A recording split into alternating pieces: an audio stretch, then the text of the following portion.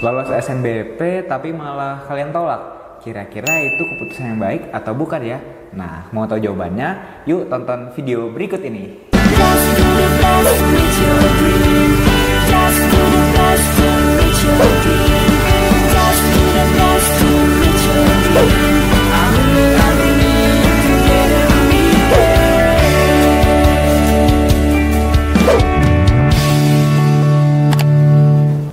Halo teman-teman, kembali lagi bersama aku Kak Davin. Nah, di video kali ini kita akan membahas mengenai konsekuensi apabila kita menolak SNBP.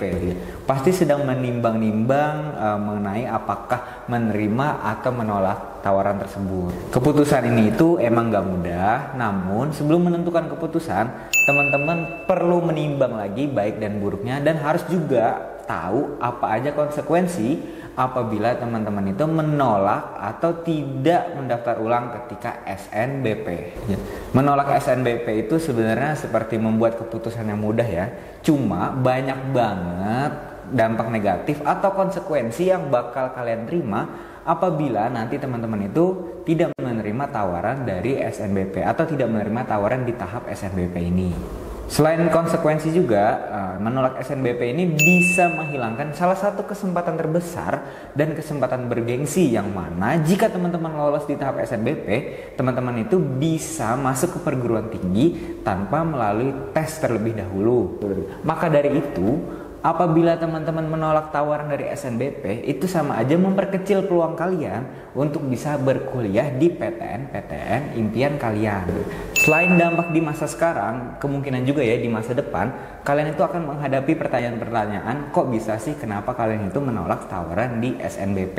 Dari uraian singkat tadi, ada satu hal atau satu kata yang bisa menggambarkan apabila kita itu menolak SNBP, yaitu penyesalan. Kenapa ada penyesalan? Karena banyak sekali siswa yang pada akhirnya merasa menyesal udah menolak SNBP. Orang-orang yang menolak SNBP tersebut baru merasakan menyesal setelah tahu betapa berharganya kesempatan yang telah diberikan kepada mereka. Selain karena itu, konsekuensi yang akan diterima ketika menolak SNBP itu juga lumayan besar ya teman-teman ya. Berikut adalah beberapa konsekuensinya. Konsekuensi yang pertama, kan dia udah nolak SNBP nih, berarti kan dia nggak bisa ngikutin SNBP. Nah, selain SNBP, yang nggak bisa mereka lakukan adalah tidak bisa mendaftar UTBK SNBT dan ujian mandiri di tahun yang sama dan juga 2 tahun setelahnya. Nah, berarti selama 3 tahun itu teman-teman nggak bisa mengikuti seleksi ke perguruan tinggi yang ada di Indonesia. Nah, tentu saja kalau misalnya hal ini terjadi, kesempatan kalian untuk masuk ke PTN impian kalian itu bakal semakin berkurang ya teman-teman ya. Selain berdampak kepada siswa itu sendiri, menolak SNBP juga berdampak kepada sekolah asal siswa tersebut ya.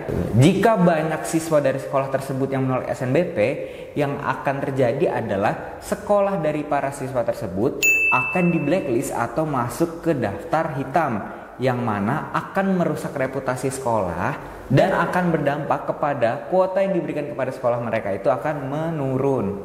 Selanjutnya, sekolah yang siswanya banyak menolak SNBP bisa mengalami dana yang diberikan pemerintah itu akan diturunkan dari yang semestinya. Nah, berdasarkan uraian tadi, ada beberapa hal yang bisa kita simpulkan, yaitu dampak apabila kita menolak SNBP tidak hanya berdampak kepada siswanya aja, tapi juga bisa ke sekolah. Dampak yang pertama adalah sekolah itu bisa masuk ke daftar hitam. Kemudian kuota yang diberikan oleh PTN ke sekolah tersebut akan diturunkan. Dana bantuan dari pemerintah akan diperkecil. Dampak berikutnya ini dari sisi PTN ya teman-teman ya.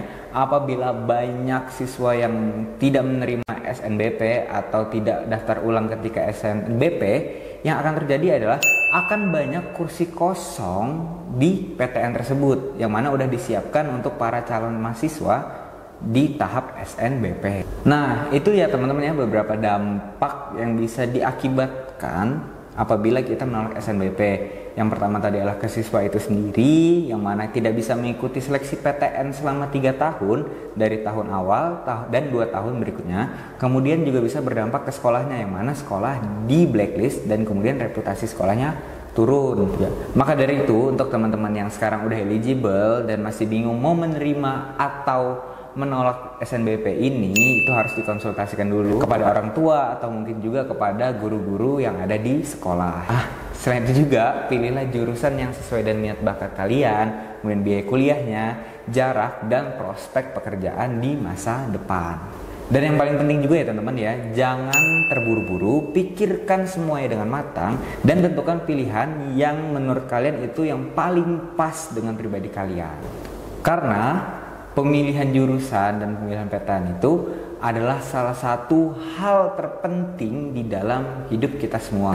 Jadi pastikan pilihlah jurusan yang sesuai dengan minat, bakat, dan tujuan teman-teman semua ya, agar nanti tidak menyesal di kemudian hari. Dan kemudian yang paling penting, kalian merasa nyaman dan cocok dengan pilihan kalian. Semoga video ini bermanfaat untuk teman-teman yang sekarang lagi mengalami kebimbangan di tahap SNBP.